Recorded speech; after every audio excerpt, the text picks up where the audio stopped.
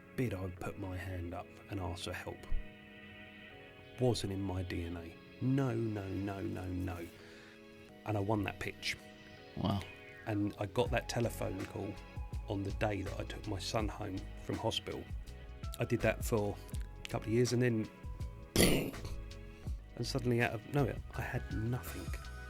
I felt like a massive failure. That was a really, really dark time. Yeah, that took me to the darkest places, because I thought I was going to be bankrupt. We'd lose the roof over our head. I remember thinking my son would be better off without me. I hit rock bottom, but I was still getting up in the morning and trying to do another deal because I had responsibilities. My dad passed away during that time, and that I did a typical bloke thing. I didn't talk about that.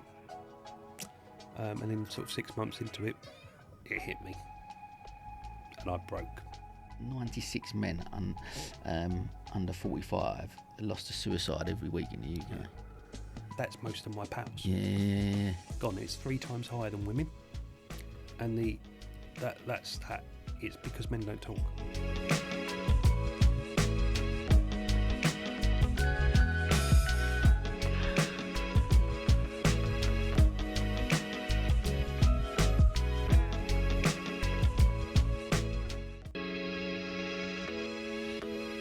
I'm on a mission to help the world to see success differently. Through sharing the stories of our guests, I hope to inspire those that listen. This is the Different Hats podcast, produced by H2 Productions. I hope you can join us on this journey.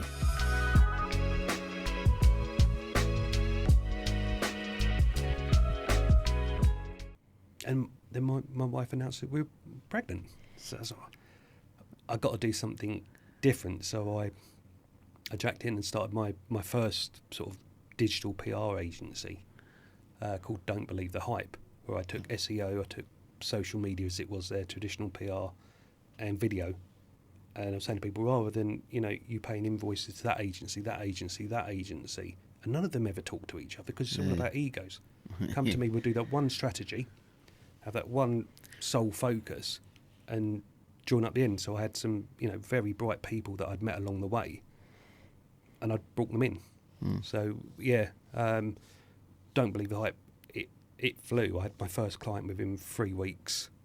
There was actually a lovely memory where I went up against 4 or 5 other really established PR agencies for the Brighton Racehorse contract. And I needed a Gmail account at the thing. And I won that pitch. Wow. And I got that telephone call on the day that I took my son home from hospital. So it's like, well, now is the time. I'm doing this for you, mate. Yeah. No stopping me. I did that for a couple of years, and then in the series of 3 months, it was kind of all gone. What happened with that? A very polite client decided to stiff me for about 15 grand, and then there was 3 or 4 other clients. They just all dropped off for various reasons. Nothing that we'd done wrong. It just gone, and suddenly out of nowhere, I had nothing. And how old was your son? How old? He was under 1. Wow. And that was, I felt like a massive failure. That was a really, really dark time. I felt I'd let him down. I'd let my dad down, because if my dad could build a business, why couldn't I? I'd made all these promises to, my wife and her family. Her family were very sort of against the idea of me going independent. Didn't really trust or believe in me. And that took me to the darkest places, because I thought I was going to be bankrupt. We'd lose the roof over our head. I remember thinking my son would be better off without me, because what sort of role model would I be? Because I was a failure. You went to that? I went to that place, and that was tough. It was horrifying, but What got you at that from that I place? got some counselling. Okay. And picked up, and also I had a. Was you talking to people at the time? Because I guess that's what we're alluding to throughout the whole thing. You mentioned it at the beginning, the fact that actually we don't as men. We bottle things up and we take that pressure on because there's still in our heads, and the pressure we put on ourselves to become providers. Yeah. Is that then if something happens and you're not achieving that, like you said, that feeling of failure, and it was horrible. But it was actually I phoned my dad, and we didn't really have open conversations. Our relationship was very much based on banter. You know, we'd take the mickey out of it. That was how he showed his love. And I sort of opened up and I said, I'm screwed. And he said, don't worry, I've been there. You'd be surprised. You know, he went through 2 recessions in the sort of construction industry. And he said, don't worry. So popped a couple of grand in my account. He said, look, I'll cover you. Just take a break and then go and get another job. So that's what I did. I was able to go and get a job in a sort of a big media company and take the skills that I had into that, which was great because somebody else was paying the bills. Yeah. And I could just learn and do all these other wild and wacky ideas for major name clients. So I had Barclay cards on my book. I had the White Stuff, the fashion label. I did some really interesting stuff with a group of blind bloggers for Visit Wales, where we took them on a sound seeing. So rather than going sightseeing, we went on a sound thing. So what does Wales sound like? Did that for 18 months, but I didn't fit in. Is that thing of, just take me back to that, your sort of minds. How long did that period last? Of you obviously you closed the business before you sort of come out of that and then got that next job. Probably a couple of months. I hit rock bottom, but I was still getting up in the morning and trying to do another deal because I had responsibilities. Somebody had to pay the bills. My ex-wife, she was still on, coming out maternity leave and stuff like that. So I've always been able to get a job. I've never been shy of hard work. Yeah. But it was, if I'm honest, I think I had some kind of breakdown because I just couldn't focus or concentrate, or even, there was a couple of times writing 2 or 3 emails a day. That would just exhaust me. And she'd come back and go, so what have you done today to change the situation? Well, I've done that. Well, is that enough? And I know it's not enough, but I don't know what. But and that's more pressure put. It's hard, isn't it? Yeah, I don't think they meant to do it. No. But I guess from their point of view, they're as worried as you terrified. Are. Yeah. We're going to lose our house. Are we going to? Is this a position?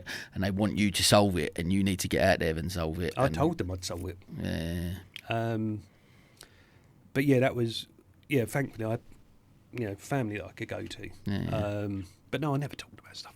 Don't be ridiculous. And then I was at this agency for a couple of. My dad passed away during that time, and that I did a typical bloke thing. I didn't talk about that. And then sort of 6 months into it, it hit me, and I broke. It was strangely, my son gave me chicken pox for the second time. So I was forced to take 2 weeks of work. I didn't take any.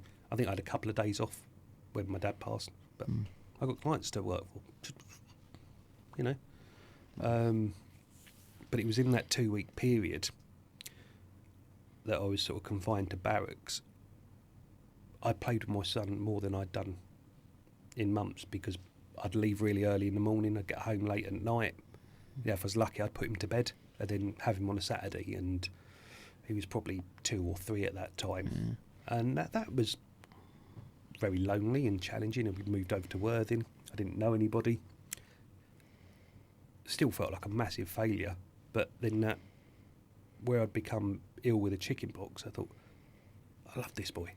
I want to spend more time with him. He needs me to run. So I ended up quitting that job, and I said, right, I'm just going to have a couple of months off to recover and deal with the grief and the stress. We had some money in the bank, so it wasn't the pressure was off for a little bit. Yeah. But then after a couple of weeks, my entrepreneurial brain kicked in, and I'm thinking, well, I've got to do something here. So I got a client who was a music promoter, so I started doing promotion for gigs and interviewing acts like Fun Loving Criminals and Ocean Colour Scene. So I was a music journalist, and I was getting paid for it. So it's like love that living it. But the beauty of that, I was able to go to nursery school and drop the boy off or volunteer there, which was weird because the kids weren't used to seeing a man in that setting. So I felt like a rock star. Like, and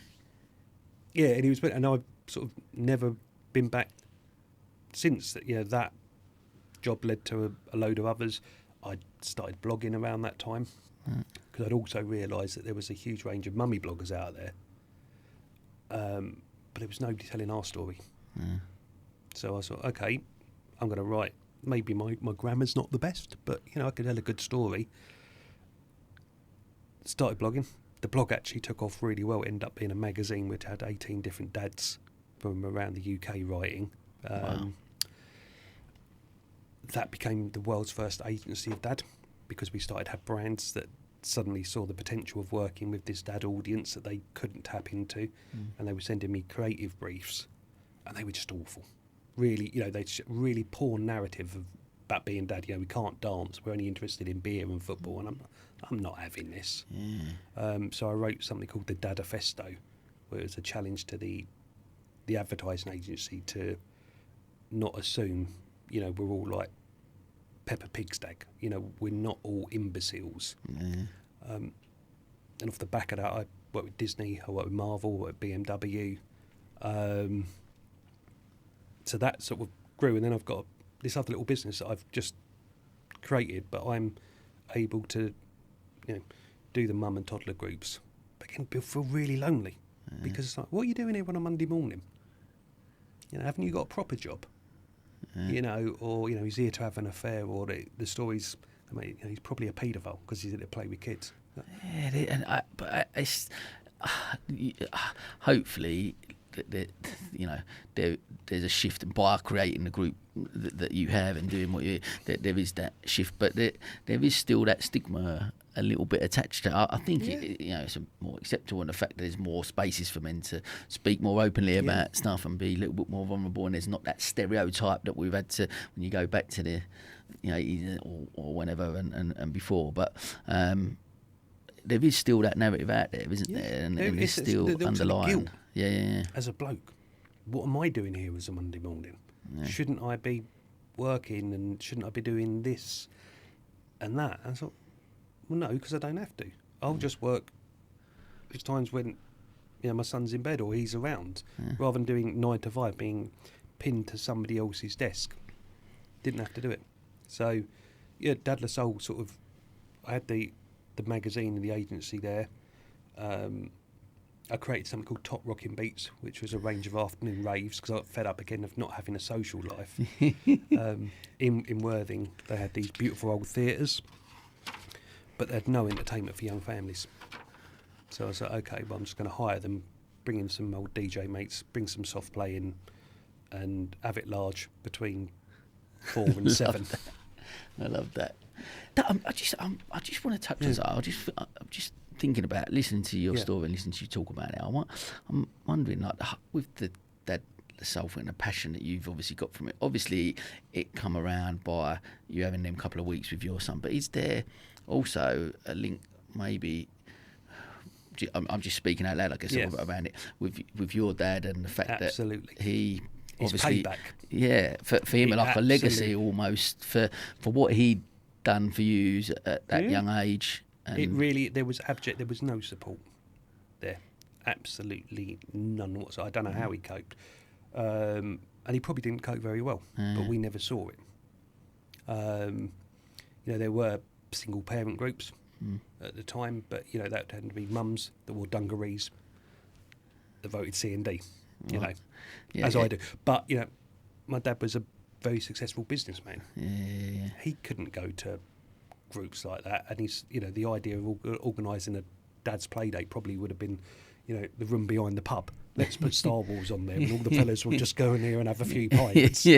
Occasionally 5 hours later pop there, nobody's dead, fine. So it's a payback, because I realised the sacrifices that he had to make, and rather than being ashamed of the past. Actually, that really did shape me. So yeah, my dad was granddad the soul, you know. yeah. I love that. I mean, look, as we're sort of just touching on that sort of period, and you obviously mentioned, there's a few statistics that I took out, obviously, a couple of bits, like, with 6 million dads in the UK with dependent children, but this is one that, and by having these conversations, this is one that killed 96 men under 45 lost to suicide every week in the UK. Yeah. Terrifying. That is absolutely mind-blowing for me. When you hear that type of statistic, you go, why is that happening? But you also think that's me. Yeah. That's him. That's most of my pals. Yeah. Gone. It's 3 times higher than women. And that's it's because men don't talk. Yeah. We're not set up to talk genetically, historically, maybe sociologically. So it is about changing that narrative. And I don't say all of those, obviously, guys under 45 are dads. Yeah. But there's a huge pressure on there. But we're men. We'll just take it, just chuck it onto us, and we'll deal with it. We've got big shoulders. Yeah. And doesn't it? It's what goes on behind the scenes and internally. That's why I ended up getting ill, going to those dark times, because God forbid I would put my hand up and ask for help. Wasn't in my DNA. No. And I think so many of us are unfortunately like that still. Yeah.